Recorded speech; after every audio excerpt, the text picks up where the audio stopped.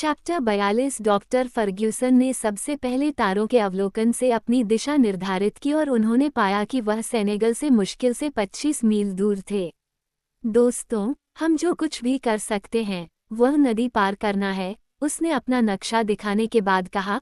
लेकिन चूंकि वहाँ न तो पुल है और न ही नाव, इसलिए हमें हर जोखिम उठाकर गुब्बारे से नदी पार करनी होगी, और ऐसा करने के लिए हमें अपने शरीर को हल्का रखना होगा। लेकिन मैं यह नहीं समझ पा रहा हूँ कि हम ऐसा कैसे कर सकते हैं। कैनेडी ने अपने आग्नेयास्त्रों के बारे में चिंतित होकर कहा, जब तक कि हम में से कोई भी बाकी लोगों के लिए खुद को बलिदान करने का मन नहीं बना लेता, यानी पीछे रहना, और बदले में मैं उस सम्मान का दावा करता हूँ। तुम सचमुच? जो ने प्रतिवाद किया, क्या मैं ऐसा नहीं करता था?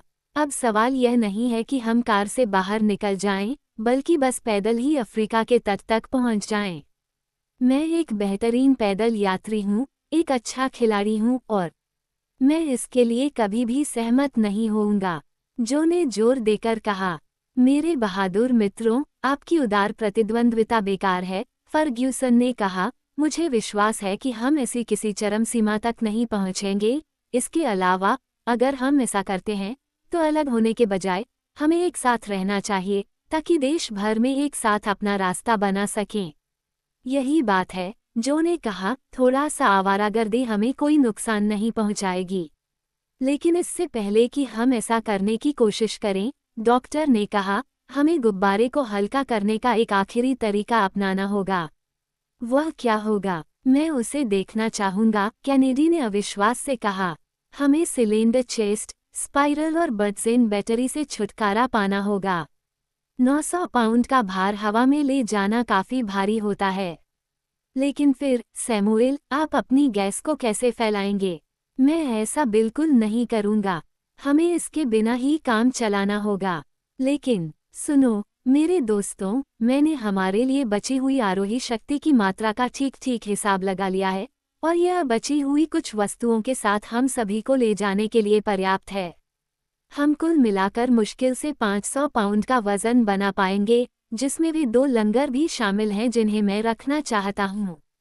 प्रिय डॉक्टर, आप इस मामले के बारे में हमसे ज्यादा जानते हैं, आप ही इस स्थिति के एकमात्र निर्णायक हैं। हमें बताइए कि हमें क्या करना चाहिए, और हम वही करेंगे। मैं आपके आदेश पर हूँ, गुरुजी, जो ने कहा।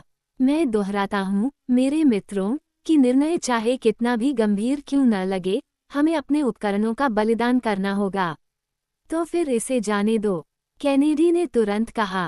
काम करने के लिए, जो ने कहा, यह कोई आसान काम नहीं था। उपकरण को टुकड़ों में अलग करना था। सबसे पहले उन्होंने मिक्सिंग जलाशय को बाहर निकाला, फिर सिलेंडर से संबंधित जलाशय को, और अंत में वह टैंक जिसमें पानी का अपघटन किया गया था। तीनों यात्रियों की संयुक्त शक्ति की आवश्यकता थी ताकि इन जलाशयों को कार के नीचे से अलग किया जा सके, जिसमें उन्हें इतनी मजबूती से सुरक्षित किया गया था। लेकिन कैनेडी इतना मजबूत था, जो इतना कुशल था, और डॉक्टर इतना चतुर था कि वे अंततः सफल हो गए। अलग अलग टुकड़ों को एक के बाद एक बाहर फेंका गया, और वे नीचे गायब हो गए, जिससे गुल के पत्तों में बड़ी बड़ी दरारें पड़ गईं। जो ने कहा, काले लोग जंगल में ऐसी चीजें पाकर बहुत आश्चर्यचकित होंगे, वे उनकी मूर्तियां बनाएंगे। अगली बात जिस पर ध्यान दिया जाना था, वह थी गुब्बारे में लगे पाइपों का विस्थापन और सर्पिल से जुड़े पाइप। जो कार के ऊपर काउचॉक जोड़ों को काटने में सफल रहा, लेकिन जब वह पाइपों के पास पहुंचा तो उसे उन्हें अलग करना अधिक कठिन लगा, क्योंकि वे अपने ऊपरी छोर से बंधे हुए थे और वाल्व के बहुत ही घेरे से तारों द्वारा बंधे हुए थे। फिर जो ने अद्भुत कौशल दिखाया।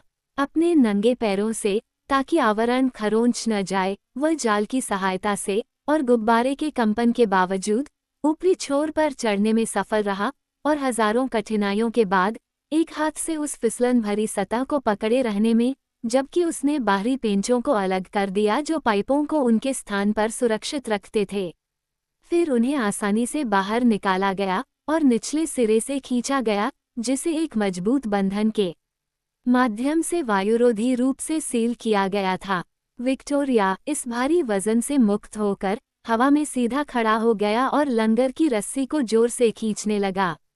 लगभग आधी रात को ये काम बिना किसी दुर्घटना के समाप्त हो गया, लेकिन इसके लिए उन्हें कड़ी मेहनत करनी पड़ी और तीनों ने पेमिकन और ठंडे पंच का लंच लिया, क्योंकि डॉक्टर के पास जो के लिए जलाने के लिए और कोई आग नहीं थी। इसके अलावा थकान के कारण कैनेडी और उनका पैर फिसल रहा था। लेट जाओ मेरे दोस्तों और थोड़ा आराम करो, डॉक्टर ने कहा। मैं पहला पहर लूंगा, 2 बजे मैं कैनेडी को जगाऊंगा, 4 बजे कैनेडी जो को जगाएगा और 6 बजे हम चल पड़ेंगे और ईश्वर हमें यात्रा के इस आखिरी दिन के लिए अपने संरक्षण में रखे। डॉक्टर के मनाए जाने की प्रतीक्षा किए बिना ही उसके दोनों साथी कार के नीचे लेट गए और तुरंत गहरी नींद में सो गए। रात शांत थी। चांद के आखिरी चौथाई भाग पर कुछ बादल टूट पड़े, जिसकी अनिश्चित किरणें मुश्किल से अंधेरे को भेद पा रही थीं। कार के रिम पर अपनी कोहनी टिकाए हुए फर्ग्यूसन ने अपने चारों ओर ध्यान से देखा।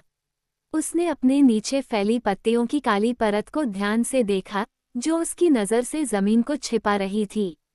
थोड़ी सी भी आवाज़ उसे संदेह में डाल देती थी और वह पत्तियों की हल्की सी सरसराहट पर भी सवाल उठाता था।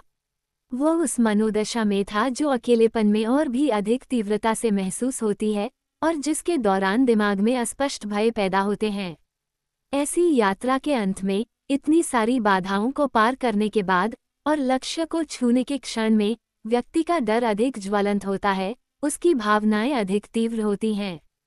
पहुंचने का बिंदु हमारी नज़र से दूर होता हुआ प्रतीत होता है। इसके अलावा वर्तमान स्थिति में कुछ भी बहुत सांत्वना देने वाला नहीं था। वे एक बर्बर देश के बीच में थे और एक ऐसे वाहन पर निर्भर थे जो किसी भी समय उन्हें विफल कर सकता था। डॉक्टर अब अपने गुब्बारे पर पूरी तरह से भरोसा नहीं करता था। वह समय बीत चुका था जब वह इसे साहपूर्वक संचालित करता था, क्योंकि उसे इस पर पूरा भरोसा था। इन छापों के प्रभाव में डॉक्टर को समय समय पर ऐसा लगता था कि उसने अपने आसपास के विशाल जंगलों में अस्पष्ट आवाज़ें सुनी हैं। उसे यहाँ तक लगा कि उसने पेड़ों के बीच से आग की एक तेज चमक देखी है। उसने ध्यान से देखा और अपना नाइट ग्लास उस जगह की ओर घुमाया, लेकिन वहाँ कुछ भी दिखाई नहीं दे रहा था और गहनतम सन्नाटा फिर से लौट आया। इसमें कोई संदेह नहीं कि वो महज भ्रम के प्रभाव में था। वह सुनता रहा, लेकिन उसे जरा सी भी आवाज सुनाई नहीं दी। जब उसकी घड़ी खत्म हो गई तो उसने कैनेडी को जगाया और उसे अत्यंत सतर्कता बरतने का आदेश देते हुए जो कि बगल में अपनी जगह पर बैठ गया और गहरी नींद में सो गया। कैनेडी ने अपनी आंखें मलते हुए, जिन्हें वह मुश्किल से खोल पा रहा था, शांति से अपना पाइप जलाया। फिर वह एक कोने में जाकर बैठ गया और जागते रहने के लिए जोर जोर से सिगरेट पीने लगा। उसके चारों ओर एकदम सन्नाटा छाया हुआ था। हल्की हवा पेड़ों की चोटियों को हिला रही थी और गाड़ी को धीरे धीरे हिला रही थी, जिससे शिकारी को नींद का स्वाद चखने का मौका मिल रहा था, जो उसके बावजूद उस पर हावी हो रही थी। उसने इसे रोकने की बहुत कोशिश की और बार बार अपनी आंखें खोलकर बाहरी अंधेरे में गोता लगाने की कोशिश की, जो कुछ भी नहीं देखता, लेकिन आखिरकार थकान के कारण वह फिर से सो गया। वह कब से इस स्तब्धता में डूबा था, यह उसे नहीं मालूम था, लेकिन एक अजीब, अप्रत्याशित चटकने की आवाज से वह अचानक जाग गया।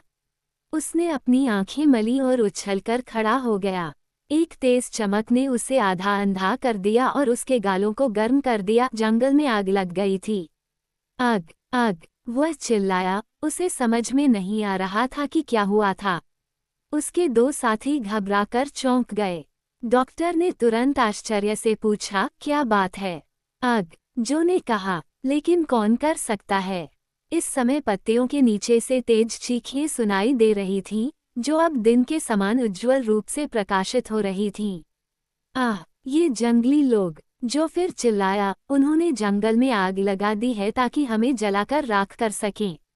तलाबा अल-हज्जी के मरूबत्स, इसमें कोई शक नहीं, डॉक्टर ने कहा।